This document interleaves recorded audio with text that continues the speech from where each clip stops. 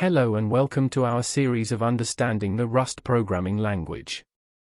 In this series, we will learn and understand how gRPC works by writing a server using Tonic. gRPC is a cross-platform open-source high-performance remote procedure call framework. gRPC was initially created by Google, which used a single general-purpose RPC infrastructure called Stubby to connect the large number of microservices running within and across its data centers from about 2001.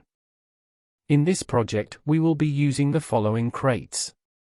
First, Tonic. It is a gRPC over HTTP/2 implementation focused on high performance, interoperability, and flexibility. Second, Futures, abstractions for asynchronous programming. Next, Tokyo, a runtime for writing reliable network applications without compromising speed.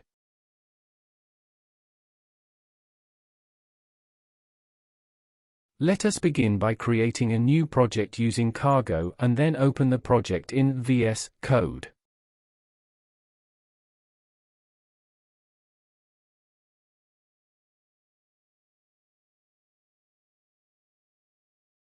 We now have the bare minimum project. Let's add our dependencies in cargo.toml file.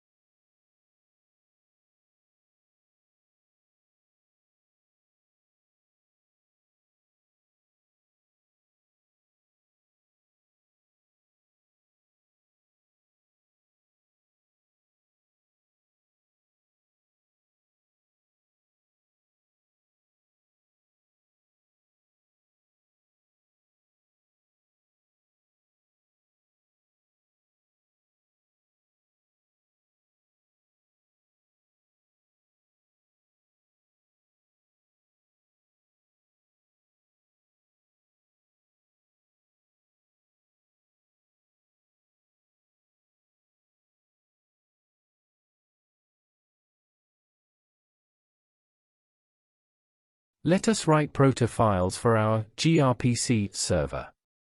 Protocol buffers are a language-neutral, platform-neutral extensible mechanism for serializing structured data.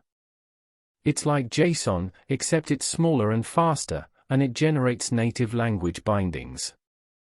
You define how you want your data to be structured once. Then you can use special generated source code to easily write and read your structured data to and from a variety of data streams, and using a variety of languages. Protocol buffers provide a serialization format for packets of typed, structured data that are up to a few megabytes in size. The format is suitable for both ephemeral network traffic and long-term data storage. Protocol buffers can be extended with new information without invalidating existing data or requiring code to be updated. Let us define our service with the name of to-dos. It should contain various methods, such as add, remove, update status, get, to get and set our to-dos. And lastly a watch method which will emit stream for any particular to-do.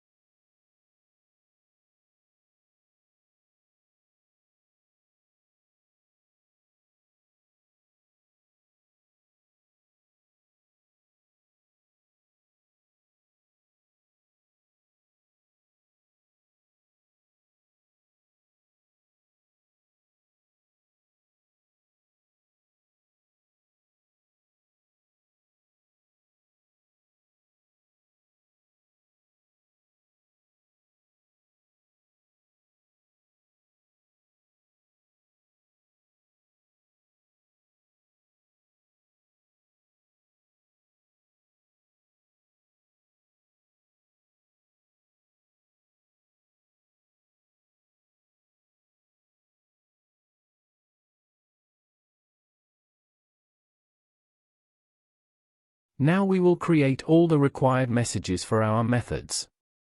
Data structure schemas, called messages, and services are described in a proto definition file, .prota, and compiled with proto-C. This compilation generates code that can be invoked by a sender or recipient of these data structures.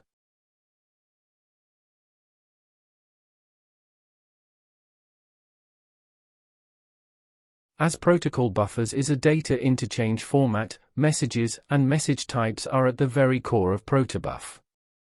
Message types are logically grouped together and described in a .prota schema file in a language-neutral format. From this schema file, Protobuf generates bindings for the Rust language, so that wiring-coded messages of the respective type can be easily processed, omitting the necessity for manual parsing like it is with schemaless message formats. However, Protobuf does not generate structs from protocol buffers definitions like most of the implementations for the Rust language do, but rather descriptors that are used to dynamically alter messages.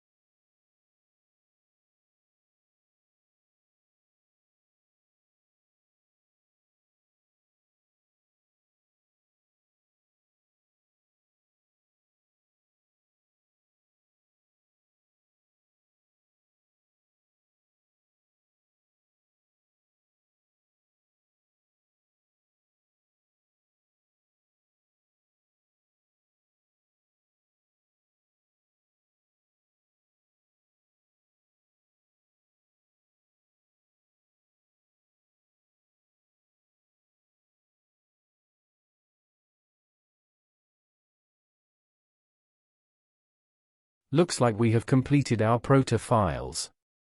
It's time we compile this proto file to generate some Rust code. For this we will write a build script in Rust. Using Tonic build, we shall be able to compile our proto file to generate Rust code inside the source folder of our root directory.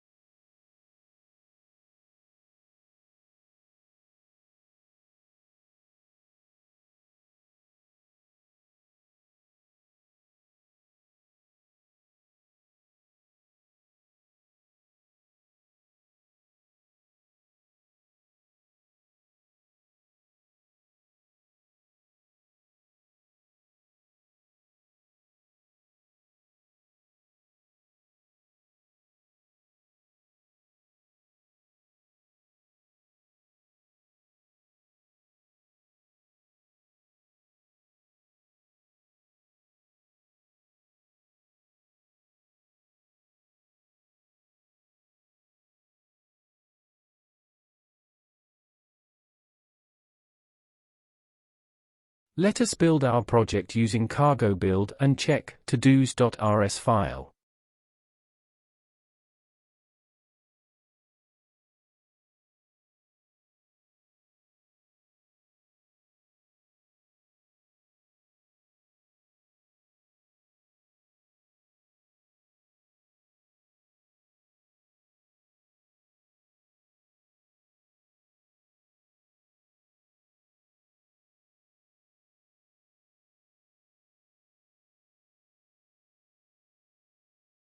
In the next video, we will implement our gRPC server. We will implement all the associated procedures, as described in the proto file. Until then, happy coding. Thank you and visit again.